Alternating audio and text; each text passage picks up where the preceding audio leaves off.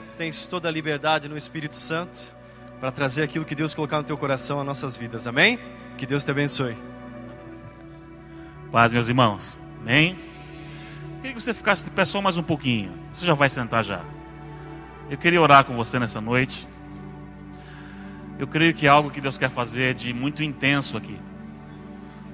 Muito intenso.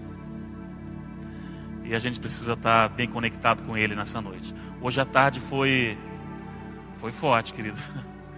Junto com os músicos e com os ministros de louvor aqui.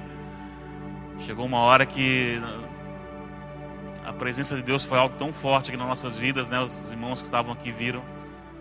Ele veio de uma forma tão gloriosa. E eu sei que essa noite não vai ser diferente. O mesmo Deus que estava hoje à tarde vai estar hoje à noite aqui também. E Ele quer marcar a sua vida nessa noite, querido. Feche teus olhos um pouquinho, vamos orar. Pai, eu te agradeço, Senhor. Em primeiro lugar, só pelo simples privilégio da vida, de poder estar na Tua casa, na Tua presença. Nos perdoa e eu me coloco como primeiro, Senhor. Porque reconheço que sou falho, sou limitado. E careço da Tua misericórdia nessa noite, da Tua graça, Pai. Porque sem Ti não somos nada, absolutamente nada. Espírito Santo, tens liberdade de tomar a minha vida e esse ambiente. Que esse lugar possa se tornar arraial do Senhor. E que os Teus anjos ministradores, Senhor, venham para falar e ministrar segundo a Tua vontade, Senhor, a cada coração que aqui entrou. Eu quero liberar, Senhor, a minha boca e profetizar, porque a Tua palavra diz em Provérbios 18, 21, que a morte e a vida estão no poder da língua, Senhor. E por isso eu quero usar, Senhor, a minha língua, a minha boca para profetizar, que eles não voltarão para casa da mesma forma que entraram. Essa é uma noite que Tu vai nos marcar para sempre, Senhor. Que possamos entender o que Tu tens para fazer em nós e através de nós. Eu sei que Tu tens pressa, Espírito Santo, e essa geração geme para que os filhos de Deus se manifestem a Tua glória e o Teu poder nesse tempo. Toma-nos em Teu braço nessa noite, Pai. Fale conosco, porque estamos sedentos e ávidos para ouvir a Tua voz essa noite. E em tudo já Te damos o louvor, a honra e a glória, Pai. Em nome de Jesus. Amém? Tome seu assento, fique à vontade. Quem não me conhece, tem bastante amigos aqui, né? Eu estava vendo aí. Uma turminha abençoada que a gente já conhece faz tempo. Nos encontros estaduais da Donep ou regionais e tal. Estava vendo aí uma galera, uma galera abençoada que a gente já ama, aprendeu a amar. Para quem não me conhece, sou o pastor André Estel. Faço parte da equipe pastoral de pastores lá da comunidade Sena, em Joinville. Uma comunidade que vai fazer 12 anos agora, em abril agora de 2014. Uma igreja que o Senhor tem abençoado de uma forma muito especial. Nosso pastor, o pastor Casas, aqui algumas pessoas conhecem, nosso pastor presidente, um homem de Deus muito querido, amável. E no dia 24 de janeiro de 2004, eu e a minha metade, que tá lá no cantinho lá, a minha esposa, a pastora Carol, que está comigo, as minhas 3 meninas, queridas, minhas 3 princesas, a Carol, a Lele, que está lá no colo dela, e a Sarinha está aqui na frente com a minha mãe. Minha mãe que mora em Nova Trento, pertinho, né? Eu fui lá buscar ela correndo no intervalo de uma ministração e outra, para estar aqui junto conosco. E eu e minha esposa, há 10 anos atrás, vai fazer agora em janeiro 10 anos, nós fundamos o Ministério I das Nações. O I das Nações, ele não é uma igreja. O I das Nações, ele é um suporte para igrejas. Então a gente há 10 anos viaja o Brasil ministrando seminários, palestras, e alguns aqui já participaram. Namoro, finanças, muito tema, dons do Espírito, mas principalmente a área de namoro para jovens. Estava falando com o pastor de vocês aí, hoje à tarde, talvez a gente tente alinhar alguma coisa. E é bem bacana, foi um trabalho que o Senhor colocou no nosso coração. Aliás, eu sei que vocês têm acesso à internet, né? Bem facinho o nosso site, idasnações.com.br, né? Facinho decorar, né? idasnações.com.br. Lá tem artigos meu, da Carol, tem mensagens para você assistir, tem um monte de material bacana lá para você acessar e para você ser edificado, amém? E eu tenho muito material, nós lançamos 2 livros, estamos lançando mais 2 agora, tem DVD, CD, só que eu tenho muito pouca coisa. Eu estou vindo já de uma sequência de eventos, então eu cheguei minado aqui, não tem quase nada. Então lá atrás, lá na mesinha, tem 2 livros só, de finanças, o último que eu lancei agora. E mais alguns CDs ou DVDs lá, pouquinha coisa, mas Tem uns títulos bem bacanas lá para você ser edificado, presentear alguém, tá bom? Querido, desde sexta-feira, não sua palavra, né? Que é o que interessa nessa noite. Meu coração está apertado por causa de um texto. Apertado, meu coração está... 3 vezes, preste bem atenção nisso, 3 vezes Jesus, ou 3 vezes é mencionado que Jesus chora nas páginas do Novo Testamento. 3 vezes. Eu não sei se você já conhece ou você já viu. Deixa eu só passar rapidamente por essas 3 passagens. Eu não vou me concentrar em 2, é uma só. Dessas 3 vezes que Jesus, tem uma menção de que ele chorou, é uma delas que nós vamos pegar aqui nessa noite. A primeira delas é João 11:35. Eu queria que você abrisse lá comigo a sua Bíblia. Primeira vez que aparece uma menção de Jesus chorando é justamente num texto conhecido, que depende da versão, ele é o menor versículo da Bíblia. Depende da versão. E tem algumas versões que daí, dependendo da versão, não é João 11:35, é um texto lá de Jó, que eu não lembro agora. Disse Jó, alguma coisa assim. Mas Jesus chorou, é bem conhecido, né?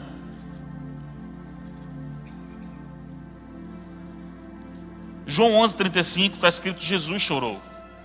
É a primeira vez que aparece Jesus chorando nas Escrituras, a menção dele chorando. Quando ele vai até essa família que ele amava demais, você conhece a história, eu não vou nem me perder aqui, gastar muito tempo com isso, mas Lázaro, Maria e Marta, essa família que ele amava tanto e que morava bem próximo de Jerusalém, 2 km, 750 metros para ser mais preciso, ficava bem pertinho, um tiro de quase 3 km, e ele estava sempre ali, sempre junto com essa família, amava demais, e você vê inúmeras passagens de Jesus se relacionando com esses 3, até que Lázaro morre, tem toda aquela história, todo aquele enredo. Ele não vem no primeiro momento, ele espera o 4º dia, havia todo um contexto histórico, né, do farisaísmo que pregava naquela época, que até 3 dias a alma ainda poderia voltar, porque estaria próximo ao corpo, mas a partir do 4º dia já seria impossível. Jesus chega bem no 4º dia, e tem todo aquela coisa linda que Jesus faz, e ressuscita ele. Então, essa é a primeira passagem, que Jesus chora. A segunda menção não está nem nos evangelhos, está em Hebreus capítulo 5, versículo 7. Eu queria que você abrisse lá. Hebreus capítulo 5, versículo 7.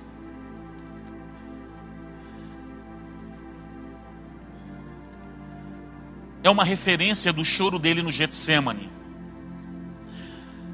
Hebreus 5:7 diz o seguinte: o qual nos dias da sua carne, ou seja, nos dias que estava próximo a se cumprir todo o processo no Calvário, oferecendo com grande clamor e lágrimas, orações e súplicas ao que podia livrar da morte, foi ouvido quanto ao que temia. A segunda menção de Jesus derramando lágrimas e chorando é justamente o autor de Hebreus fazendo uma menção lá no Getsêmani, naquele momento de angústia, onde ele já estava visualizando a cruz, visualizando aquilo que ele iria passar. Ele começa a se derramar em lágrimas e clamor, e aparece aqui novamente mais uma menção. Não que Jesus tenha chorado só isso, eu estou falando justamente dos textos que mencionam isso. Mas também não é nesse texto aqui que nós vamos ficar. É justamente na 3ª vez que aparece o choro de Jesus, e é justamente o choro mais contundente, que é Lucas 19:41, e é aqui que nós vamos ficar nessa noite. Lucas capítulo 19. Você vai folhear bastante a Bíblia hoje à noite, irmão. Amém? Lucas 19:41, eu vou ler todo o contexto, pelo menos uma parte dele, para você se situar na mensagem. Lucas 19:41 diz assim: quando já ia chegando, vendo a cidade, chorou sobre ela, dizendo: se tu conhecesses também, ao menos nesse teu dia, que a tua paz pertence, mas agora isso está encoberto aos teus olhos. Porque dias virão sobre ti, em que teus inimigos te cercarão de trincheiras, e te sitiarão e te estreitarão de todas as bandas, e te derribarão, e a ti teus filhos que dentro de ti estiverem, e não te deixarão pedra sobre pedra, pois não conheceste o tempo da sua visitação. E o tema dessa noite é esse: o tempo da visitação de Deus. Eu tenho me debruçado desde sexta. Eu não consigo ir para outro texto da Bíblia, fazendo uma introspecção profunda nos meus posicionamentos, na resposta que eu tenho dado para Deus em relação ao chamado, em relação àquilo que Ele depositou nas minhas mãos. E é interessante, querido, quando você passa a estudar a raiz das palavras no grego, desses textos todos que nós lemos.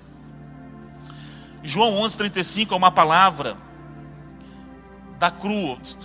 Me perdoe se tem um especialista no grego aqui e eu foneticamente não pronunciar da maneira correta. Me perdoe, eu não sou nenhum especialista no grego, apenas estou mencionando que essa palavra correspondente no grego para João 11:35, ela denota e significa um choro silencioso, um choro mais contido, ao ponto de ser perceptível, porque as pessoas olharam Jesus chorando e disseram assim: nossa, vede como ele amava tanto a Lázaro. Foi perceptível o choro de Jesus, mas um choro mais contido. Agora a palavra correspondente lá, aqui, em Lucas 19:41 é claio, que é um choro extravagante, um choro com gemidos, com ai, com dor, um choro daquilo que você ouve de longe. É esse o choro estridente que Jesus ele desaba sobre Jerusalém. Por que ele fez? Por que ele teve esse momento tão forte? Quando ele chega em Jerusalém, olha para Jerusalém e ele desaba, chora compulsivamente. Porque Israel não entendeu o tempo da visitação. Ele veio para, como ele mesmo diz, em outras palavras, como uma galinha juntando os pintinhos, nessa posição de aninhar, de trazer para perto como o pai. Foi o que nós ministramos aqui, paternidade, nessa tarde. Trazer para o colo, para perto. Ele quis de novo mostrar o coração do pai expresso através do filho. E eles não entenderam, porque estavam esperando um estereótipo de Messias, alguém que fosse um líder militar, que fosse afastar todo o poderio romano daquela época e implantar, quem sabe, um reino militar. Essa talvez fosse a visão, talvez não era a visão. E eles não entenderam o tempo da visitação. E por não entenderem o tempo da visitação, o final foi trágico. Morte, destruição, o templo destruído. E a história nos conta muito bem o que aconteceu com o povo de Israel depois, com Tito, no ano 70 depois de Cristo. Querido, a minha maior preocupação quando eu olho para um texto desse, Jesus chorando por causa de uma nação, e quando eu falo uma nação, pode ser uma pessoa, uma família, que não entender o tempo da visitação, não entender quando a nuvem se move, e estar debaixo dessas revelações, você pode não terminar a carreira que Jesus propôs para a sua vida. Hoje em dia, a gente que viaja o Brasil todo aí acompanhando ministérios, acompanhando pessoas, a gente tem amizade, a gente vê muita coisa. A gente tem visto muitas pessoas começando muito bem, começando bem o ministério, mas não terminando. O importante para o Senhor não é você começar bem. Começar bem tem um monte de gente começando. É você terminar bem. É você completar a carreira. Eu falava isso nessa tarde aqui, que o desejo da minha alma é aquilo que Paulo expressa para o seu pupilo na fé, o seu filho na fé, Timóteo, em 2 Timóteo 4,7, se não me falha a memória. Que ele diz algo precioso para Timóteo. Ele fala assim: Timóteo, e claro, falando para a igreja, mas o alvo era ele. Timóteo, eu guardei a fé. Lembra dessa? Eu combati o bom combate, Timóteo. Mas principalmente ele diz o quê? Completei a carreira. Querido, esse é o que está aqui dentro da minha vida, e que eu espero que esteja na sua. Eu vivo para que eu possa completar a carreira na qual Ele propôs sobre a minha vida. E todos os dias eu falo: Senhor, eu quero chegar no final da minha vida, poder olhar para trás e dizer: eu completei. Se Jesus não voltar até lá, né? Não sei. Mas eu quero completar. E eu vejo que isso tem sido a maior dificuldade hoje. Geralmente quando as pessoas fazem uma confissão de fé aceitando a Jesus, eu creio que quem sabe aqui a grande maioria fez isso, quem sabe todos. Geralmente a pessoa que está conduzindo a oração de entrega, ela conduz essa oração fazendo a seguinte afirmação, ou colocando: para que você aceite Jesus como Salvador e Senhor, né? Da sua vida. Salvador e Senhor da sua vida. O problema é que a maioria aceita e quer só a metade, 50% do pacote.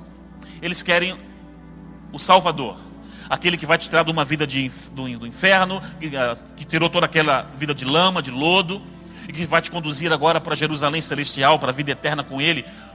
Eu também quero isso. Mas a maioria não entende que aceitou o Senhor. E aceitar o Senhor significa que agora Ele vai reinar em você.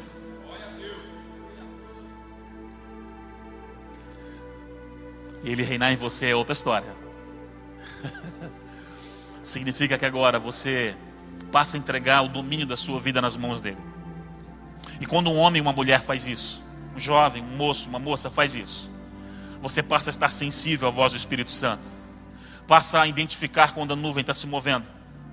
Passa a saber superar as dificuldades e as provas que vêm sobre a sua vida e não desvia do propósito, não perde o tempo da visitação.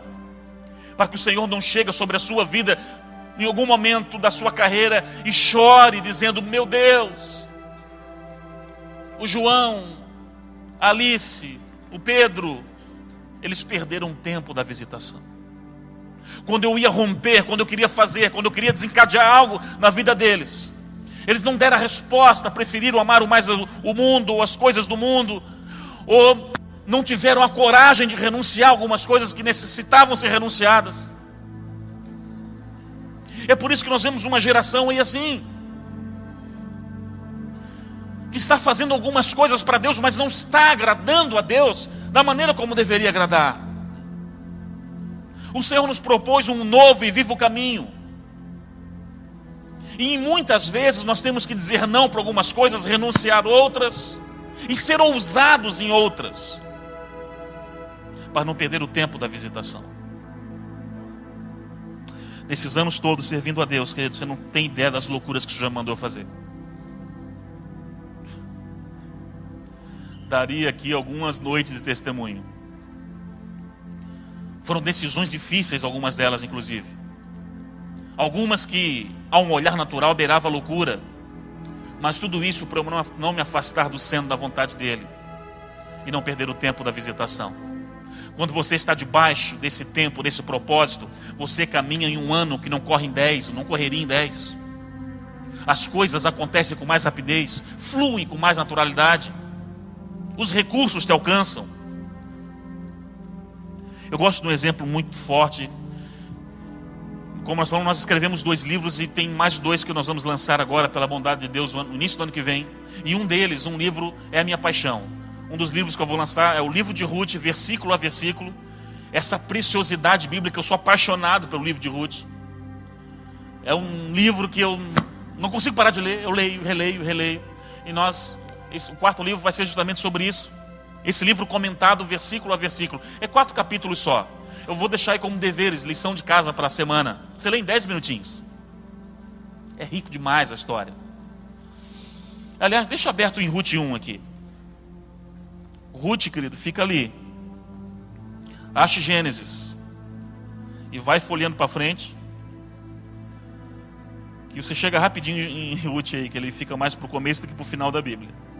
Eu falo isso porque eu sei que é um livro que muito pouca gente lê. E está perdendo, tá? Livros como Joel, Abacuque, outro livro que eu sou apaixonado. São livros que deviam ter a sua atenção.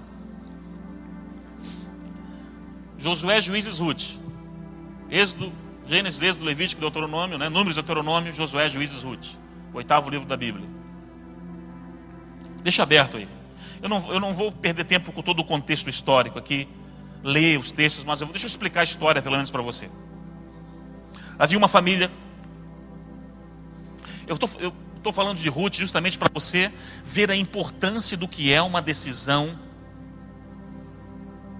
crucial no meio de uma caminhada, justamente para que a pessoa não perca o tempo da visitação. Existia uma família morando em Belém. Elimeleque, Noemi, Malom e Quilion. É o personagem, é a família que está montada aqui. Malom e Quilion significa fraco e doente. O nome dos dois filhos. Não sei porque a mãe botou o nome dos dois e esse, né? Mas tudo bem. E acontece que num período específico houve uma seca, uma fome muito grande na região de Belém. E eles foram peregrinar nas campinas de Moabe. Moabe, uma terra pagã. Um deus chamado Quemos, uma divindade pagã muito forte naquela região. E engraçado que é 70 quilômetros de distância entre Belém e perto. Muito perto a distância. Mas ali a fome e a seca não tinha afetado. E eles resolvem ir peregrinar lá, essa família inteira. Resolvem não ficar para ver o que ia acontecer em Belém. Vão pegar a nossa mochila e vão para Moabe. E eles ficam lá. Os dois filhos, o Malom e o Quilion, eles casam com duas moabitas, Orfa e Ruth, a personagem central desse livro.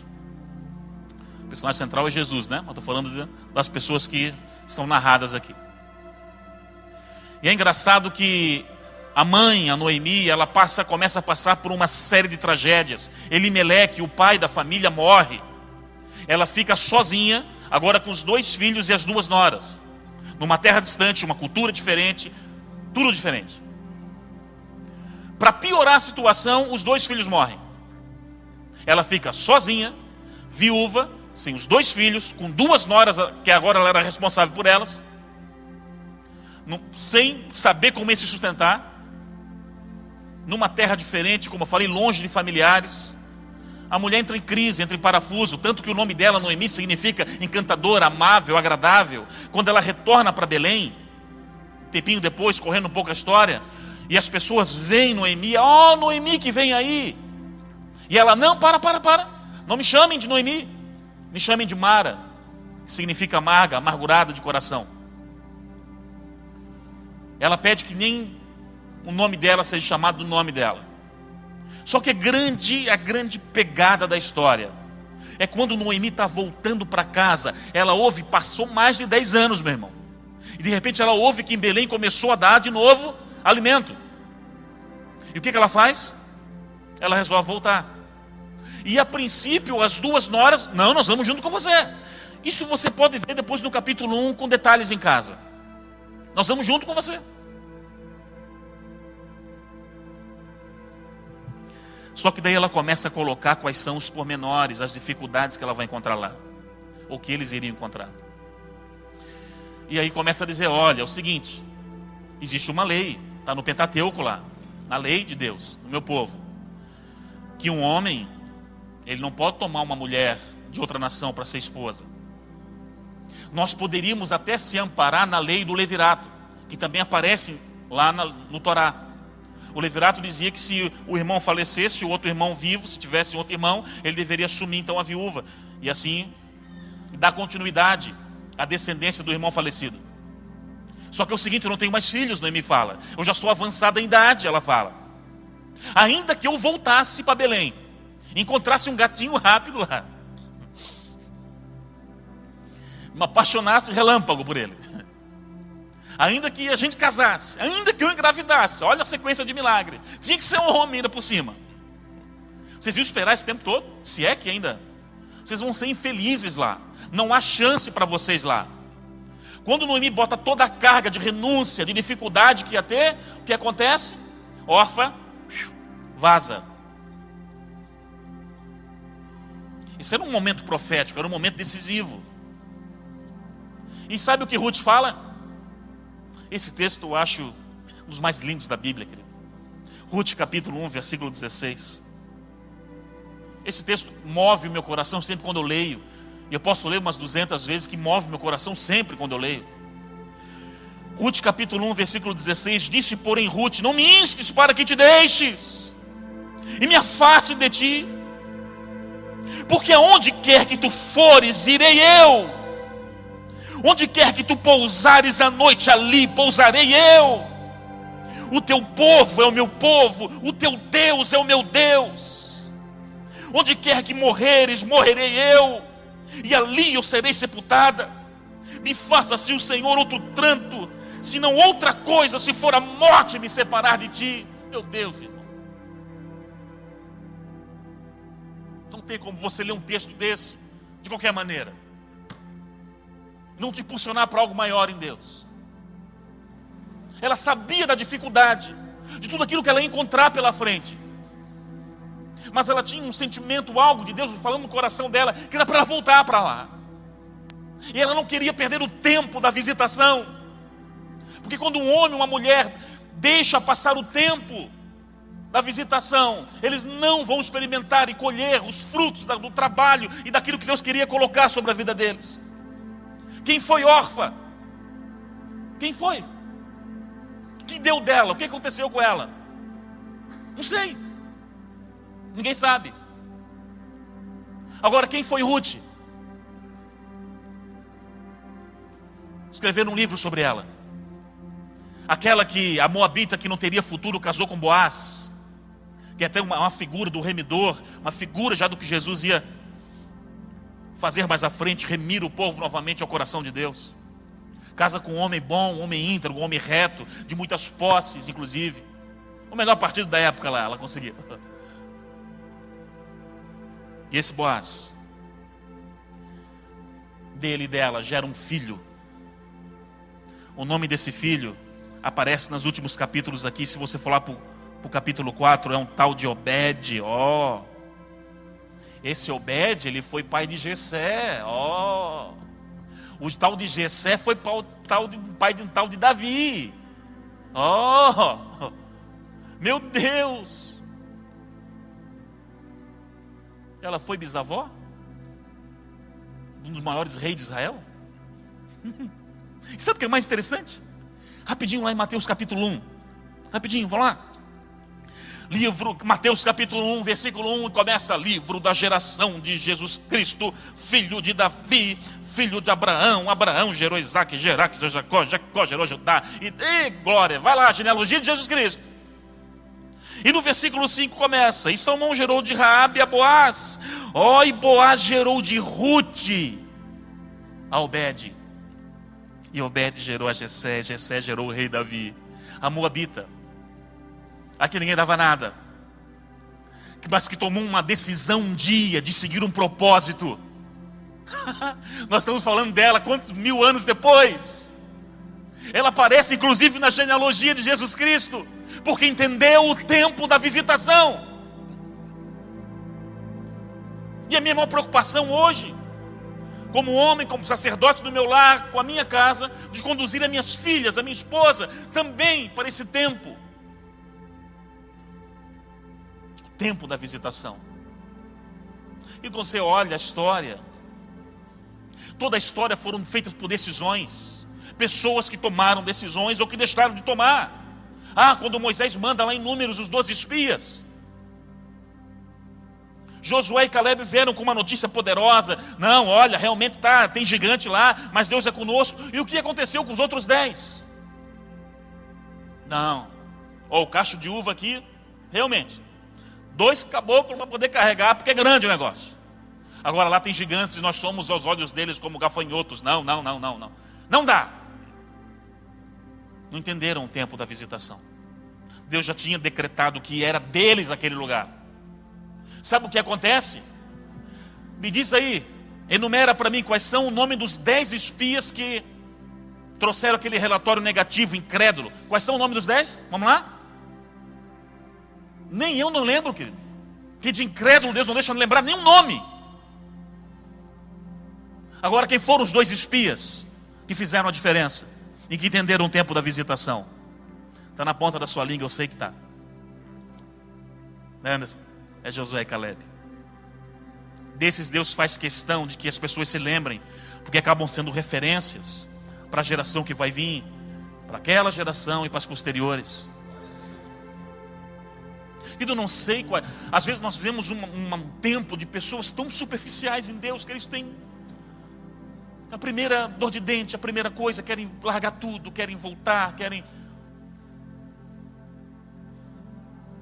fazer qualquer outra coisa, mas a não ser cumprir um propósito, cumprir algo que Deus estabeleceu e colocou sobre as suas vidas. São tão superficiais.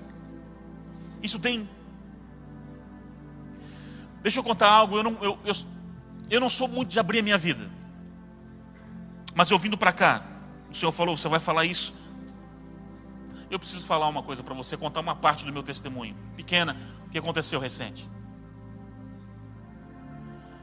Eu tinha um bom emprego, trabalhava numa excelente empresa, minha esposa numa excelente empresa, e o Senhor falou para nós assim: larguem tudo. O ministério de vocês tem que andar numa velocidade maior, e para isso vocês precisam renunciar e depender só de mim. Você acha que é fácil tomar uma decisão dessa? Você olha para duas filhas assim, como é que vai ser? E o leite, fralda, essas coisas todas aí, como é que vai ser? Eu estava num momento crucial como de Ruth. Eu poderia dizer sim, porque Deus ele confirmou de muitas formas. Eu sei que o que Ele pediu para mim, nem para todos Ele vai pedir isso. Talvez para vocês sejam coisas diferentes, mas um tempo atrás o Senhor pediu isso para mim. E quando Ele pediu isso, eu confesso que eu balancei, eu fiquei orando e pedindo a confirmação de Deus. E aí Deus vem, só falta pedra falar com você. Que até cachorro late, né? Larga, larga, larga. Ele late assim já. É incrível quando Deus começa a querer falar contigo. Até o latido do cachorro já é profético.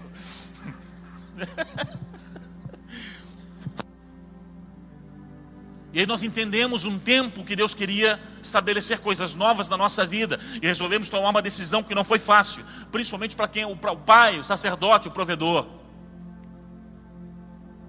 E nós entregamos tudo. Passaram-se um tempo.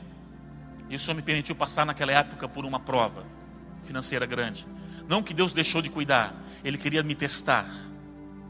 Para ver até onde estava o meu coração. Estava realmente nele. E eu me lembro que eu tive experiências, querido, que marcaram para sempre a minha vida. Eu tenho muitos amigos, eu tenho uma igreja que nos ama demais. Pessoas que nos amam, graças a Deus que nós amamos também. Tenho amigos pelo Brasil todo que eu posso fazer uma, duas ligações. Cara, eu preciso de socorro. E tem um monte de dinheiro na conta amanhã, depois se eu quiser. Mas com Deus não é assim. Então Deus permitiu a gente passar por algumas dificuldades. E eu tinha que passar quieto. Eu lembro uma vez, a gente tinha que comprar comida para dentro de casa. E eu não tinha. Eu tinha R$7. A minha esposa foi no supermercado fazer compra com R$7. E quando ela chegou, ela, o que eu compro? Um leite para as crianças, eu preciso e tal. Calculou assim, meu Deus, o que eu vou fazer com isso? Aí ela se enganou, deu 8 e pouco. Aí chegou no caixa, aquela fila, ela tem que escolher alguma coisa para devolver. O tempo da visitação de Deus. E ela chegou em casa e eu conheço a minha esposa. Quando ela diz sim para uma coisa, ela vai até o final, chova, canivete, aconteça o que acontecer. Ela chegou rindo ainda, eu paguei o maior mico no supermercado hoje. Lembro de uma outra situação naquele período, que foi assim, Deus apertando demais. Eu tinha que comprar fralda para o meu bebê. A fralda mais furreca daquelas furreca. Eu lembro como se fosse hoje, era R$5,03. Aquela que você sopra assim, já vazou. Soprou, já vazou. E eu me lembro que eu juntei todas as moedas que eu tinha em casa. Ela, a última que ela estava usando, deu R$3 e pouco. Eu não consegui juntar R$5 em casa. Eu falei, meu Deus, a Ana Lelê precisa de fralda. E eu lembrei que a minha filha tinha um cofrinho mais velha. E eu tinha algumas moedas lá. Eu falei, filha, vem cá, botei ela no meu colo. Essa cena eu não esqueço jamais, querido. Papai precisa pegar as moedinhas que estão no teu cofrinho para comprar fralda para a Mana. Depois papai repõe. Mas pai, eu queria comprar um arquinho. Eu estava guardando para um arquinho. Filha, você vai ter muitos arquinhos depois. Fica tranquila. E nós estouramos o cofrinho dela. Era muita, 5, 10, não tinha muito. Deu R$5,50. Eu juntei aquele monte de moeda e comprei a fralda para o meu bebê. Sabe o que era mais importante, impactante para mim naquele tempo, querido? Não é o suprimento, porque ele sempre chega. De alguma forma ele sempre chegou. Hoje vivemos um tempo abençoado, graças a Deus. Mas o mais difícil e o que mais martelava no meu coração era não perder o tempo da visitação. Porque as dificuldades poderiam fazer eu voltar. Não quero esse negócio para a minha vida. eu não quero, eu não preciso passar por isso. Eu tenho uma profissão, ela também tem, eu não preciso passar por isso. Você precisa sim passar por isso. Não sei o que, em que área, mas você precisa sim. Porque senão você não vai ser um líder eficaz, alguém que vai marcar a sua geração. Vai ser apenas alguém doente, ou alguém que com muitas debilidades, mas que nunca cresce em Deus. E aquelas experiências me marcaram, me fizeram valorizar algumas coisas que eu não valorizava. Me fizeram dar valor a outras que eu também não dava valor. Falar disso às vezes não é fácil, porque são experiências que marcam. Eu me lembro como se fosse hoje, a minha filha mais velha, de 5 aninhos, sentada no meu colo, e eu pedindo para estourar o cofrinho dela para comprar fralda para a mais nova. Você sabe o que é isso para um pai, para um sacerdote? Você sabe o que é isso, querido? Mas não esmorecer. Convicção do chamado. Convicção de quem Deus é e do que Ele quer fazer através das nossas vidas. É o que vale no final.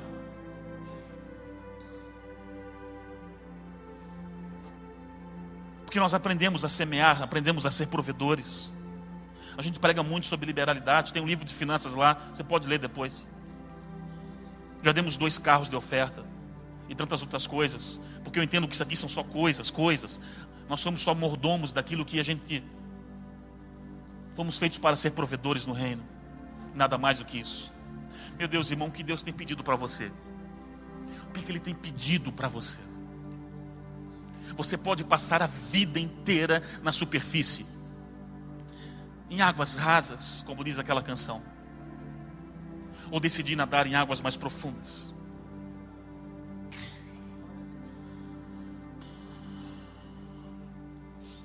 Nesse ano, teve um texto na Bíblia que me moveu meu coração. No início do ano. Eu estava dando o Pentateuco na escola teológica, eu sou professor de teologia lá em Joinville. Eu estava lecionando para aquela turma Pentateuco. Algumas minúcias do Torá e algumas coisas. E eu cheguei no texto de 11, de Êxodo 21, e aquilo me marcou para sempre. O escravo da orelha furada. Aquilo me marcou, querido. Porque a lei dizia que 6 anos um escravo poderia servir ao seu senhor, e no 7º ano o seu senhor deveria liberá-lo, porque era só 6 anos o tempo de trabalho dele. E no 7º ano libera, para ele poder viver o que ele tem. Se ele somou alguma coisa, ou se veio com família, libere. E esse escravo então poderia viver a vida dele no 7º ano.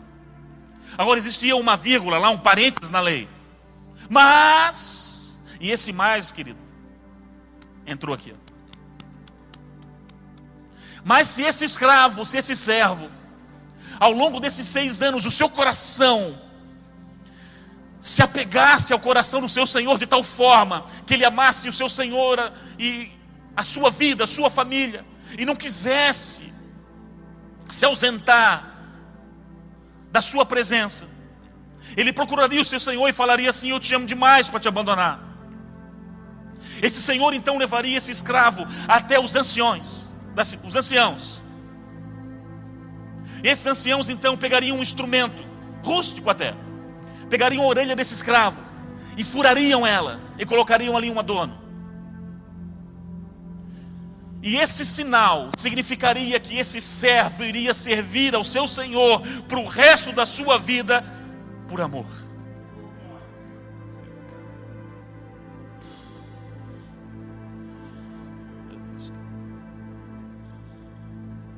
Para o resto da sua vida por amor. E, querido, quando eu comecei a meditar nisso, eu falei: Senhor, fura minha orelha. Fura minha orelha, porque Tu és o ar que eu respiro. Tu és o bem mais precioso que eu possuo. Não é ouro, não é prata. Tu és o bem mais precioso que eu possuo. Fura minha orelha, porque eu devolvo meu livre-arbítrio para Ti. Não são mais os meus sonhos, os meus projetos. Eu quero que sejam os Teus.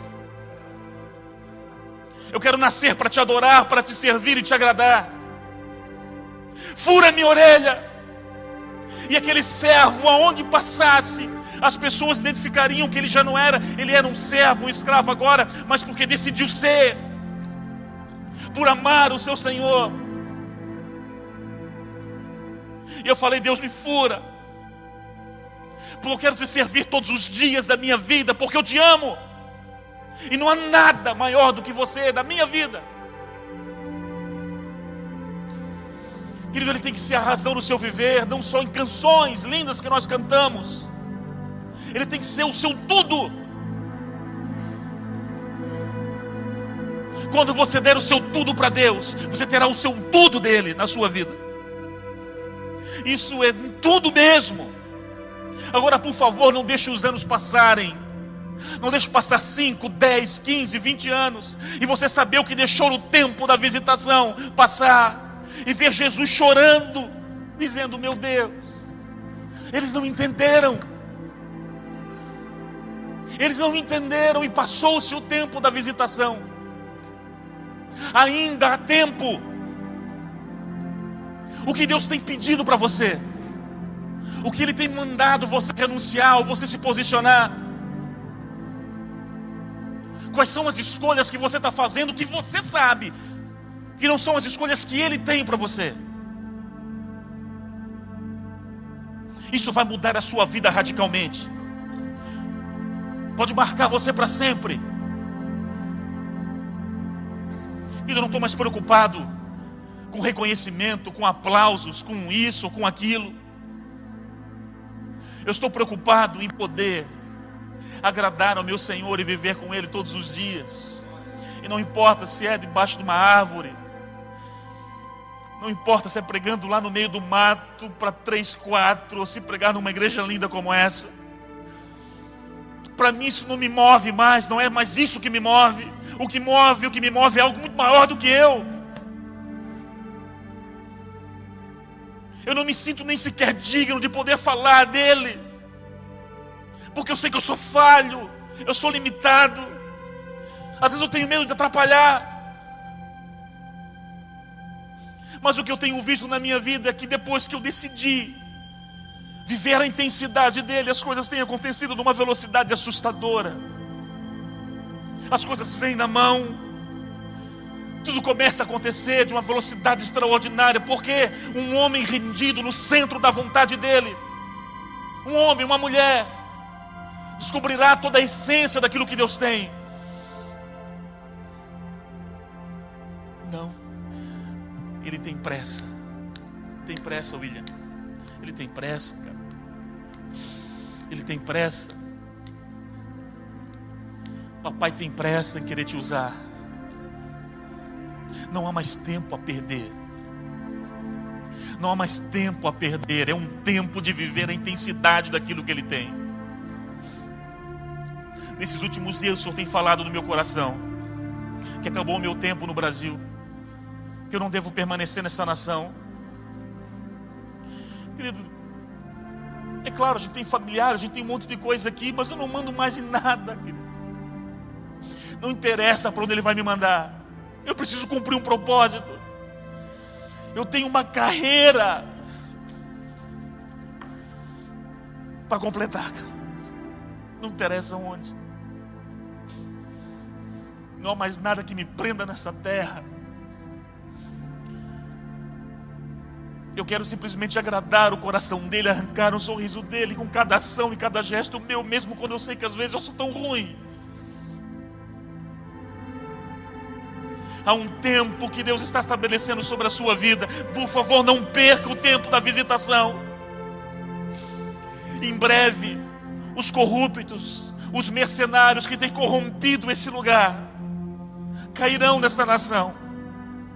Deus está preparando escondido nesse país uma geração que não se corrompeu. Homens e mulheres que estão escondidos, que ninguém nem ouviu falar. Eles estão escondidos, esperando apenas o tempo de Deus dar o start. Vão para trazer um tempo de santidade, de alinhamento com o céu, para que esses caciques da fé caiam e que Jesus realmente venha a ser entronizado novamente nesse lugar chamado Brasil. E Ele conta com você, querido. Ele conta com você. Eu queria que você ficasse de pé nessa noite, cara. Feche teus olhos um pouquinho, cara. Uma presença dele tão gloriosa nessa noite.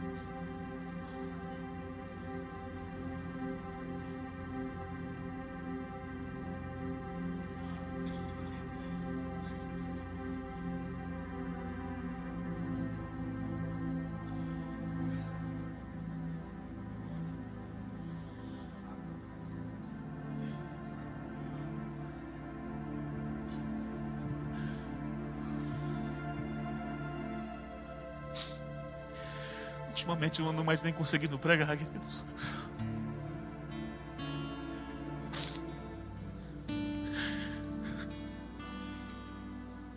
Eu não ando mais conseguindo me expressar.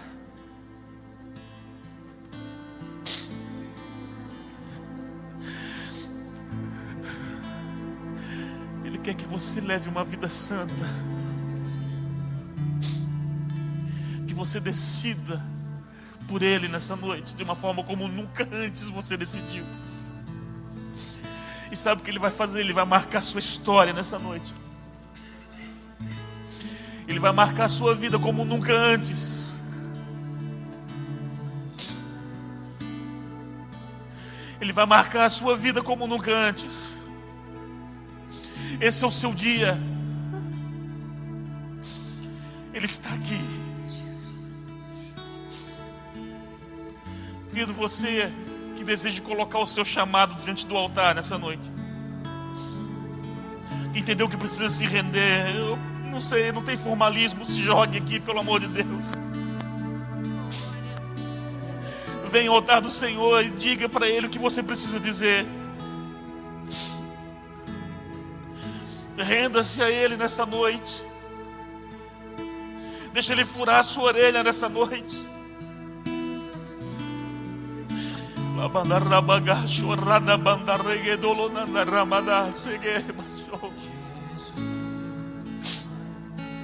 Fale com Ele, porque Ele está aqui nessa noite.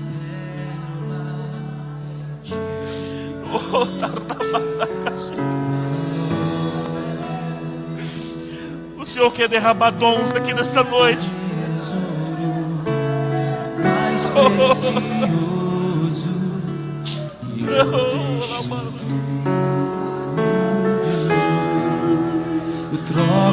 Nós te amamos, Senhor.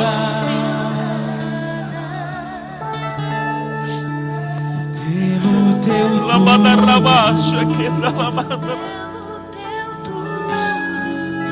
eu troco meu nada. Que a tua presença possa nos tocar nessa noite. Teu tudo.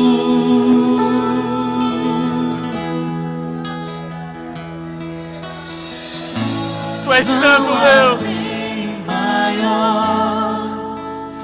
Toca os teus filhos de uma forma, Senhor, extraordinária nessa noite. Fura a orelha deles, Senhor. Fura a orelha deles, Pai. E possam viver os teus sonhos, os teus projetos. Nós necessitamos disso, Senhor. Viver os teus sonhos, viver os teus projetos, viver, Senhor, aquilo que tu tens.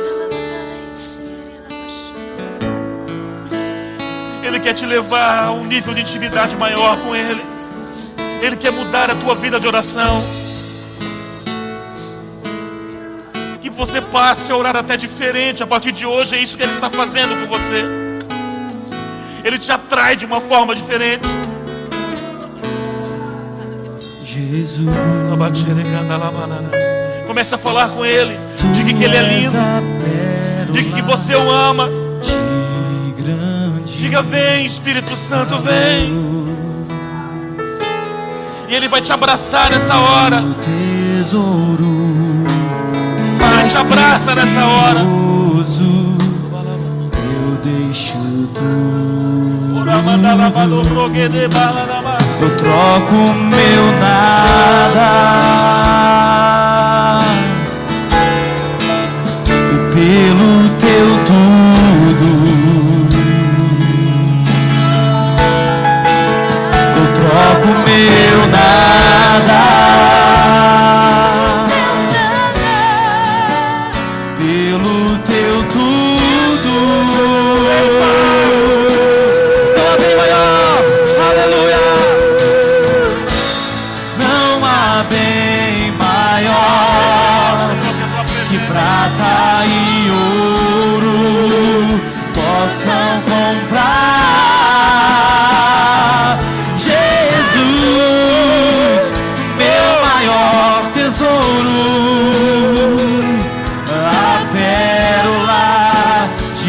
grande valor.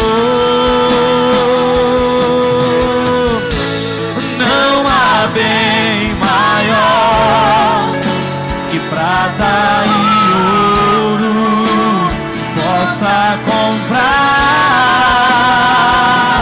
Jesus, meu maior tesouro, a pérola de grande valor.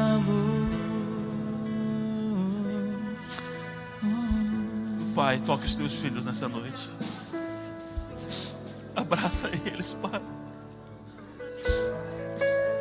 Que esse vale de lágrimas, Senhor, se converta em novos posicionamentos,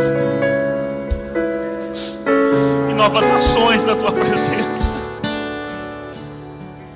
Eu sei que o Teu Espírito aperta, Senhor, e consome como chama e como fogo nessa noite o coração dos Teus filhos. Eu profetizo que eles não serão mais os mesmos a partir dessa noite.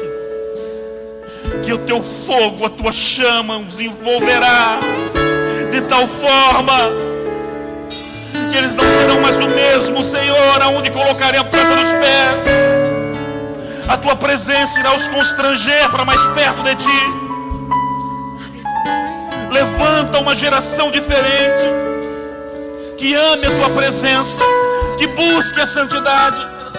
Marca-os nessa noite, Deus, marca-os. Marca-os. Marca-os, Senhor. Marca-os agora, Pai. Há anjos do Senhor aqui nessa noite. Estão furando a orelha de alguns. Lamandaragada xereana labarabate. Recandorroreleveanda ramanagasse gedere orromandeia.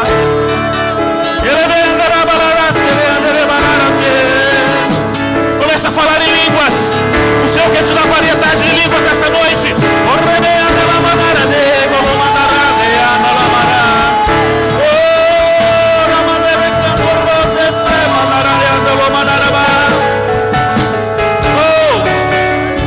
Variedade, Senhor, de línguas.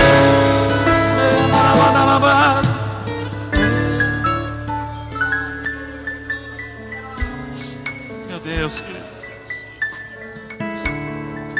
Cultos como esse a gente não sabe nem como terminar. Não dá nem vontade de terminar, querido.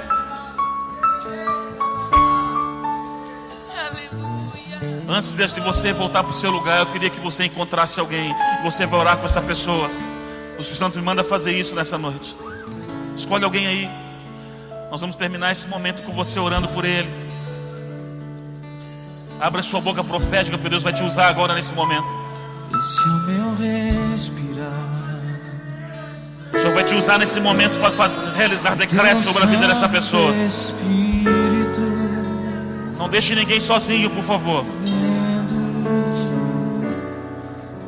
Isso.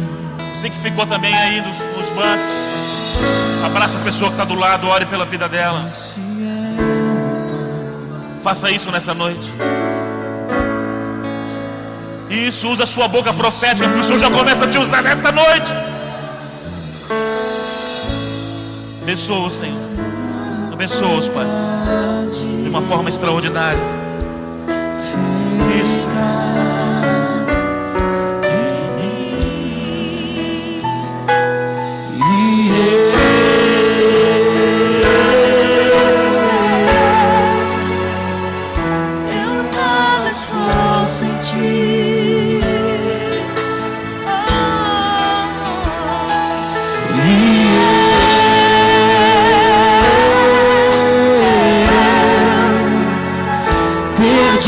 Estou sem ti.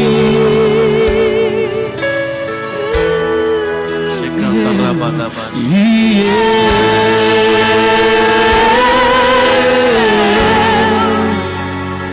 eu nada sou sem ti. Nada sou sem a tua presença.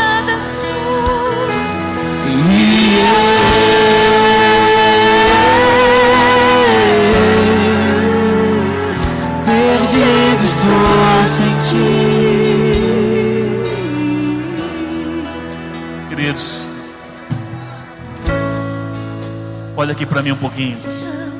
Eu já vou passar de volta os líderes. Priorize o Senhor a partir dessa noite, a partir de hoje, como você nunca antes priorizou. Isso vai querer talvez até um ajuste na sua agenda, de você cortar algumas coisas e estabelecer um tempo maior com Ele. É um tempo de velocidade para vocês. Comecem a priorizar já hoje, amanhã, tirar um tempo com Ele. Se eu disser o tempo inteiro para minha esposa, eu te amo, eu te amo, eu te amo, mas quer passar 5 minutos com ela, você acha que ela vai acreditar em mim? Não vai. Amor é demonstrado com ações, não só com palavras. Então tenha uma atitude de estar na presença dele, e Ele vai mudar a tua história numa velocidade assustadora. Se prepare para isso. Amém? Aplauda o Senhor nessa noite, querido, em nome de Jesus.